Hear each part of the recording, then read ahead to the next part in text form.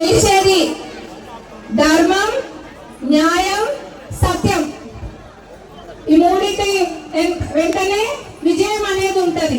తాత్కాలికంగా ఎవరైనా మనం అనుకుంటాం అప్పుడప్పుడు, అరే చెడు చేస్తుండ్రు వాళ్ళే మంచిగా ఉంది కదా, నేను మంచి మార్గంలో పోకుంటే నాకేంది ఈ కర్మ అన్నట్టు అనుకుంటాం.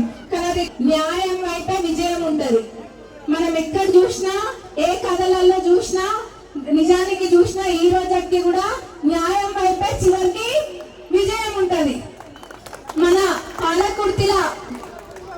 పాలకుర్తి ముఖ్యంగా తొర్రూర్ల డెవలప్మెంట్ అనేది అభివృద్ధి చెందాలని, అట్లనే మన ప్రజలంతా కూడా, పాలకుర్తి నియోజకవర్గ ప్రజలంతా కూడా ఆయుర ఆరోగ్యాలతోటి, అష్టైశ్వర్యాలతోటి, సుఖ సంతోషాలతోటి నిండు నూరలు మంచిగా ఉండాలని ఆ అమ్మవారిని ఇక్కడి నుంచి వేడుకున్నాం. అందరం కూడా అందరికి మంచి చేకూరాలని మనస్ఫూర్తి కోరుకుంటున్నాం.